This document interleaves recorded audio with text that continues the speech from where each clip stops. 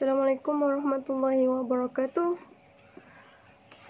Bertemu lagi kita pada kali ini membincangkan, mengumpaskan isu daripada buku ini, iaitu ciri-ciri wanita yang membawa ke syurga. InsyaAllah saya sesama sikit, tapi insyaAllah tak mengapa. Mudah-mudahan Allah izinkan perkongsian pada kali ini, iaitu sifat-sifat wanita yang cerdik dan matang. Sebelum tu, marilah kita sama-sama menghadiahkan Al-Fatihah kepada junjungan besar Nabi Muhammad sallallahu alaihi wasallam dan juga berselawat. A'udzubillah. Allahumma salli ala sayyidina Muhammad wa ala ali sayyidina Muhammad. Allahumma salli ala sayyidina Muhammad wa ala ali sayyidina Muhammad. Allahumma salli ala sayyidina Muhammad wa ala ali sayyidina Muhammad. Linnabiyil karimi wa ahlihi kiramil Fatihah. أعوذ بالله من الشيطان الرجيم بسم الله الرحمن الرحيم الحمد لله رب العالمين الرحمن الرحيم مالك يوم الدين إياك نعبد وإياك نستعين اهدنا الصراط المستقيم صراط الذين أنعمت عليهم غير المغضوب عليهم ولا الضالين آمين رب اشرح لي صدري ويسر لي أمري واحلل عقدة من لساني yafqahu qawli. Amma ba'. Agama Islam adalah agama orang berakal. Tertegaknya sendi agama bagi orang mukmin adalah pada kesempurnaan akalnya. Tidak sempurna iman dan agama seseorang kalau tidak berakal. Demikian dengan kesempurnaan akhlak diukur juga pada kesempurnaan akal. Sabda Nabi SAW, tiap sesuatu mempunyai tiang. Tiang orang mukmin ialah akalnya. Riwayat Ibnu Mahbar dari Abu Sa'id dalam Ihya Ulumuddin. Nabi SAW, sabda Nabi SAW maksudnya, tidak sempurna iman dan tidak tertegak agama seseorang itu sebelum sempurna akalnya.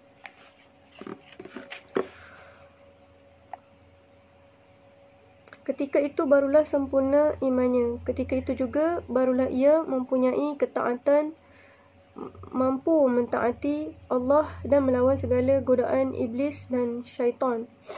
Riwayat Ibnu Mahbar dari Amru bin Shu'aib. Sabda Nabi SAW kepada Abu Darda, maksudnya tambahlah akalmu, nescaya hampirlah kamu kepada Allah. Abu Darda bertanya, demi ibu dan bapaku, bagaimana caranya aku demi ibu dan bapaku, bagaimanakah caranya aku mendapatkannya? Jawab Nabi SAW, jauhilah larangan-larangan Allah dan tunaikanlah kewajipan seperti mana difardukannya, nescaya kamu akan menjadi orang-orang yang berakal. Selari dengan tujuan agama Islam adalah agama keselamatan, maka orang-orang yang berakal cerdik ialah yang memilih cara hidup yang membawa kepada keselamatan dunia dan akhirat. Keselamatan dunia ialah ketenangan jiwa, kedamaian, keharmonian hidup tanpa ada apa-apa gangguan.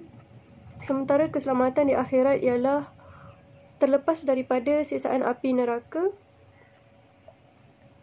dan selamat melintasi titian sirat dan dapat masuk ke dalam syurga serta menikmati balasan yang dijanjikan dalam syurga.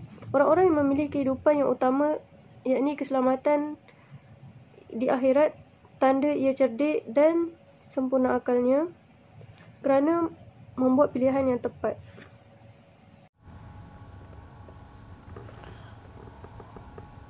Hakikat cerdik dan matang.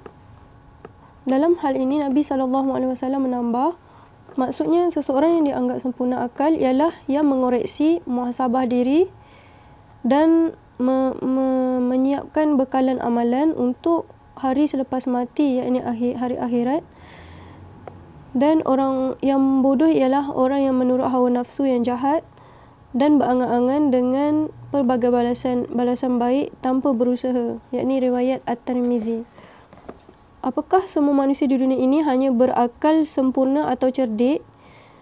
Bagi mengukur kecerdikan seseorang, Islam tidak hanya mengukur kepada kelulusan atau ijazah yang dimiliki oleh keputusan ujian IQ yang baik. Tetapi Islam melihat dari sudut sejauh mana seseorang itu berusaha menyelamatkan dirinya daripada bahaya kerosakan dan penderitaan hidup di dunia dan lebih-lebih lagi di akhirat. Kalau seseorang itu menurut ukuran umum hari ini dianggap bijak atau cerdik kerana ia memiliki ijazah yang tinggi, tetapi dalam kehidupan hariannya ia kelihatan sedang meniti jurang bahaya api neraka atau melakukan sesuatu yang membahayakan dirinya di dunia dan di akhirat, seperti minum arak, hisap dadah, berjudi, zina, terlibat dengan riba, dedah aurat, tidak sembahyang, tidak puasa dan melakukan yang lain-lain lagi, yakni maksiat, maka orang itu mengikut ukuran Islam seperti mana disebut oleh hadis di atas adalah orang yang bodoh atau dungu. Apa gunanya memiliki ijazah yang tinggi kalau budaya kehidupan harian sama seperti kehidupan binatang? Apa artinya memiliki ratusan universiti, kelulusan universiti dan jutaan graduan yang lahir dalam pelbagai bidang kalau dalam masa yang sama dalam ribuan pula dalam pusat maksiat, ramai pula mereka yang berkelulusan tinggi terlibat dengan kes-kes keruntuhan akhlak, penyalahgunaan dadah, wang, kuasa, politik, penipu, perompak, jenayah kola putih, terlibat dengan kes rogol, zina dan sebagainya. Namun budaya hidup yang berbahaya dan merosakkan tersebut sekarang ini bukan sahaja berlaku di negara-negara barat, bahkan berlaku di negara-negara Timur Tengah yang ramai penduduknya beragama Islam. Kalau lahir keadaan demikian, maka dunia ini bukan lagi menjadi tempat kedamaian dan dihuni oleh penghuninya yang baik. Sebaliknya penghuni jahat. Jadilah dunia ini sebagai neraka sebelum neraka hakiki di akhirat nanti. Maka tepatlah seperti mana Allah Subhanahu Wa Taala telah berfirman di dalam Al-Quran sebagai kontra kepada negara aman makmur dan mendapat keampunan Allah, iaitu negara kerosakan. Firman Allah Subhanahu Wa Taala, A'udzu billahi minasyaitonir rajim. Taharal fasadu fil barri wal bahri bima kasabat aydin nas liyudhiqahum ba'dal ladzi amilu la'allahum yarji'un. Ayat 41 dari surah Ar-Rum ayat 41, maksudnya lahirlah kerosakan di daratan dan di lautan, semuanya berpunca daripada usaha tangan, yakni kerenah manusia sendiri yang jahat akhlaknya. Demikianlah dengan sekelompok insan yang dinamakan wanita.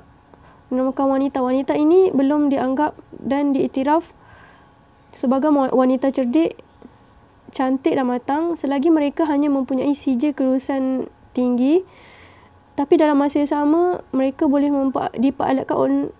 diperalakkan untuk tujuan seks dan immoral.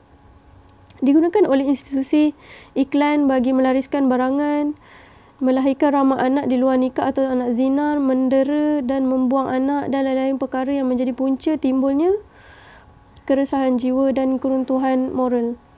Tepatlah seperti mana yang disabdakan oleh Rasulullah sallallahu alaihi wasallam, maksudnya berhati-hatilah dengan dunia dan wanita, kerana wanita punca segala fitnah. Fitnah yang pertama merosakkan Bani Israel ialah wanita. Fitnah yang pertama merosakkan Bani Israel ialah wanita. Riwayat Muslim. Hakikat ini bukan sahaja berlaku dalam masyarakat dan negara barat atau negara bukan Islam, bahkan berlaku juga di dalam masyarakat dan negara kita. Maka dengan itu, jelaslah bahawa kecerdikan berdasarkan ilmu umum belum boleh menjamin keselamatan. Wanita yang akalnya cerdik belum boleh dianggap matang. Kerana sekarang ini ramai wanita cerdik, berpelajaran tinggi, aktif di tengah masyarakat, tetapi mereka menjadi punca mencetuskan banyak fitnah dan kerosakan. Apakah orang yang menjadi punca pencetus fitnah dan kerosakan boleh kita letakkan di tempat yang orang yang cerdik atau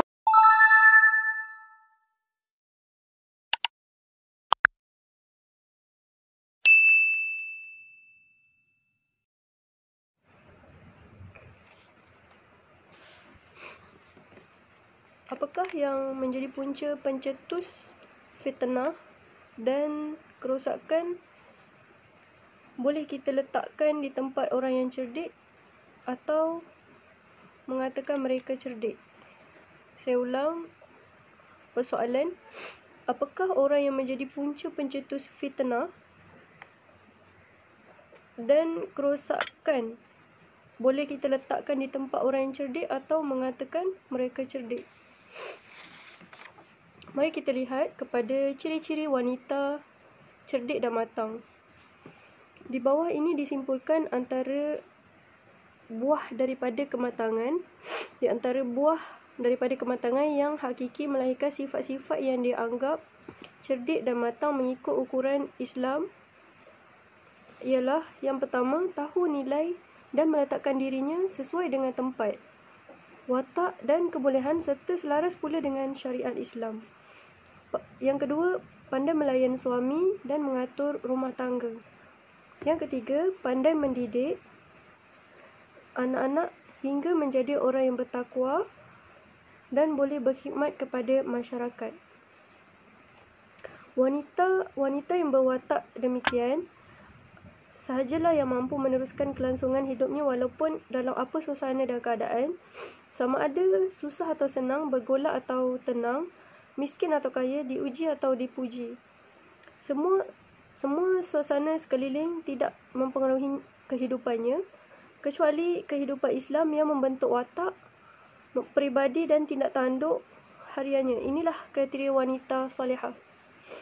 Ciri-ciri di atas tidak mungkin ada pada mana-mana wanita, kecuali setelah ia lebih dahulu memiliki iman dan takwa serta diiringi dengan ilmu dan pengalaman yang berkaitan dengan bidang dan tugasnya. Dengan lebih dahulu ada iman dan takwa serta ilmu dan pengalaman, maka barulah membuahkan sifat-sifat tersebut. Oleh yang demikian, para wanita berusahalah untuk menjadi wanita matang melalui 3 faktor: iman, ilmu dan menambah pengalaman. Berbeza sekali faktor ini dengan penilaian sesetengah pihak yang mengukur kematangan seseorang berdasarkan umur, pengalaman dan ilmu sahaja. Kita tidak menafikan dengan bertambah umur akan bertambah pengalaman dan ilmu, menjadikan seseorang itu matang dalam hidup. Sebab itu, untuk menggambarkan mereka telah matang, orang tua-tua ada berkata, "Aku lebih dahulu makan garam." Kinayah atau kiasan itu bahawa mereka lebih dahulu mengalami pengalaman yang belum ditempuh oleh orang hari ini, yakni orang-orang muda. Tapi tidakkah kita terfikir bahawa seseorang yang tidak beriman atau lemah imannya, apabila makin lama hidup, makin tidak siuman atau menjadi nyanyuk? Sehingga Allah sendiri di dalam Al-Quran mengakui perkara ini. Firman Allah Subhanahu wa taala, "A'udzu billahi minasyaitonir rajim. Bismillahirrahmanirrahim. Wallahu khalaqakum tsumma yatawaffakum wa minkum man yuraddu ila arzalil umuri likai la ya'lama ba'da ilmin syai'an. Innallaha alimun qadir." Bermaksud, Allah lah yang mencipta kamu dan mematikan kamu di antara kamu yang ada kerana tua, di antara kamu ada yang yakni kerana tua, dikembalikan kepada yang lebih umur yang paling lemah, sehingga ia tidak mengetahui lagi sesuatu yang pernah ia ketahui. Lupa dan nyanyuk. Surah An-Nahl ayat 70. Seseorang itu dianggap tidak siuman dan nyanyuk bukan diukur pada sikap dan tindak tanduknya bagai orang gila seperti yang ada di Hospital Bahagia, Tampoi, Johor atau di Tanjung Rambutan, Perak. Tetapi ukuran gila seseorang itu menurut pandangan Islam ialah diukur pada sejauh mana ia berusaha meningkatkan amalannya yang dapat dijadikan bekalan untuk hari akhirat. Kalau ia cuma agresif atau dinamik di bidang keduniaan, yang tidak pun memberi faedah untuk akhirat atau menyebabkan ia susah disiksa di akhirat, maka ia belum dikira cerdik atau matang, walaupun semasa di dunia memiliki ijazah dalam pelbagai bidang ilmu. Oleh sebab itu, bidalan orang tua itu berkata, gila bukan satu jenis, tetapi ada 40 jenis. Artinya orang yang membuang masa atau menghabiskan hari-hari tua dengan perkara yang sia-sia tanpa faedah dan keuntungan di akhirat, ia dianggap orang yang rugi atau berada di dalam tidak sedar diri atau dibangsakan kepada sikap orang yang tidak berakal atau tidak siuman. Firman Allah Subhanahu wa taala, wal 'asr, a'udzu billahi minasyaitonir rajim. Bismillahirrahmanirrahim. Wal 'asr, innal insana lafi khusr illa alladhina amanu wa 'amilus solihat wa tawasaw bil haqq wa tawasaw bis sabr. Maksudnya, demi masa, sesungguhnya manusia itu berada di dalam kerugian, kecuali mereka yang beriman dan beramal soleh, dan saling ingat mengingat tentang kebenaran dan kesabaran. Surah Al-Asr, ayat 1 hingga 3. Selanjutnya Nabi Muhammad SAW menambah, maksudnya, seorang yang dianggap sempurna akal ialah yang mengoreksi atau muhasabah diri, yakni muhasabah diri dan menyiapkan bekalan amalan untuk hari selepas mati, yakni hari akhirat. Dan orang yang bodoh ialah orang yang menurut hawa nafsu dan berangan-angan dengan pelbagai balasan baik tanpa berusaha. Riwayat At-Tirmizi. Rasulullah SAW dalam sebuah hadis mengingatkan orang-orang yang telah mencapai umur 40 tahun, jika ia masih belum berubah menjadi baik, maka bersiap sedialah untuk masuk ke dalam neraka. Tersebut juga di dalam hadis lain, Rasulullah SAW mengingatkan, sekiranya seseorang itu setelah mencapai umur 30, jika ia belum mula beramal soleh kebajikan, maka ketika itu ia dianggap tidak lagi ada masa yang cukup, kerana tempoh kematiannya telah pun dekat. Jadi, jelaslah kepada kita bahawa lama hidup, bertambah pengalaman, bertambah ilmu, belum dapat dijadikan ukuran seseorang itu cerdik dan matang. Kelebihan umur, pengalaman dan ilmu tanpa iman, seseorang itu tidak boleh dianggap telah cerdik dan matang. Kerana orang yang tidak berilmu dan lemah iman sudah terjerumus ke lembah maksiat dan mudah melakukan perbuatan yang boleh merosakkan dan merugikan dirinya di dunia dan di akhirat, serta merosakkan pula masyarakat. Apakah orang yang merosakkan dirinya dan masyarakat kita boleh meletakkan di tempat yang mulia dan menggolongkannya sebagai golongan yang cerdik dan matang? Contoh wanita cerdik dan matang dalam sejarah. InsyaAllah sampai di sini saja. Dengan moga kita bertemu lagi di dalam sambungan yang seterusnya, iaitu bagaimanakah dan siapakah yang boleh dikatakan wanita contoh dalam menilai kecerdikan, kematangan dalam sejarah kita.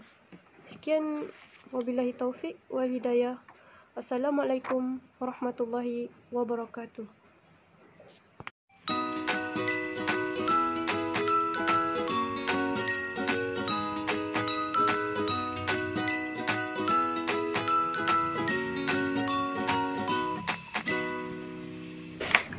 Melalui suri teladan wanita tercedik dan tercantik dunia, kali ini saya memilih Asma bin Yazid. Antara kelebihan Allah yang Allah berikan kepada Asma ialah beliau mempunyai fikiran yang tajam, akal yang cepat, bertindak dan matang. Akal yang cepat, bertindak dan matang. Dia terkenal sebagai pemidato hebat, kefasihan dan keindahan susunan kata-katanya dan ucapan yang bernas sehingga dipuji oleh Allah Subhanahu wa taala. Suatu ketika, kaum muslimah pernah memikirkan bagaimana untuk bersama-sama membantu agama Allah. Setelah sekian lama mereka memendam rasa, hanya duduk di rumah dengan anak-anak sahaja. Sedangkan kaum lelaki dilihatnya berpeluang berjuang di medan jihad dan mati syahid.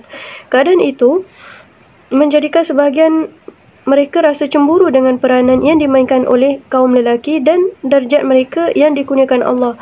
Lalu, mereka menghantar Asma sebagai wakil agar menanyakan hal itu kepada Rasulullah sallallahu alaihi wasallam.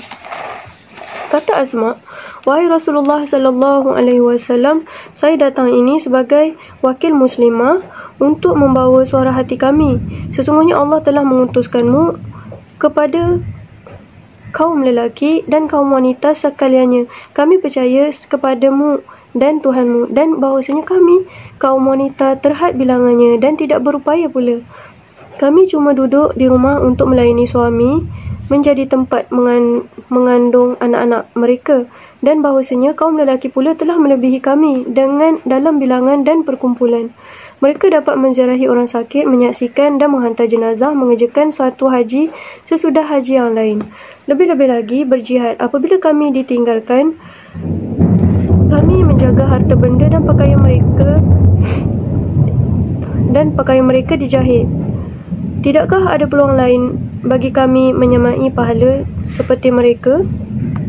Selepas mendengar keluhan hati Asma, Rasulullah sallallahu alaihi wasallam pun memandang ke arah para sahabat dan berkata, "Pernahkah kamu semua mendengar satu persoalan yang baik dan bijak dalam menyelesaikan masalah agamanya dari seorang wanita seperti ini?"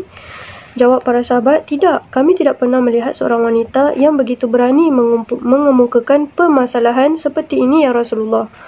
Setelah itu, Rasulullah sallallahu alaihi wasallam menghadap Asma binti Yazid dan bersabda, "Dengarkanlah Asma, sampaikanlah kepada muslimah yang lain di belakangmu bahawa seorang wanita apabila telah mentaati suaminya, mengerjakan apa yang disenanginya menurut kemahuannya, semua itu akan menyamai semua pahala yang diperolehi kaum lelaki." Kemudian Asma pun menyampaikan kepada para muslimah yang lain. Maka terus melahirkan rasa bersyukur dan tidak terhingga kerana ternyata Allah itu Maha Adil menetapkan pahala sesuai dengan kejadian mereka. Mengutamakan dan melebihi wanita daripada lelaki tentang balasan pahala. Sedikit sahaja peranan yang mereka berikan pahalanya menyamai pahala peranan lelaki di luar rumah. Daripada peristiwa di atas menggambarkan bahawa pada zaman para sahabat telah terbentuknya perkumpulan muslimah yang berjuang bukanlah untuk menjadi pemimpin, tetapi lebih kepada penyelesaian masalah sesama mereka. Setiap permasalahan itu pula mereka selesaikan sesama mereka dahulu. Setelah menghadapi kebuntuan fikiran, barulah disampaikan kepada pemimpin mereka.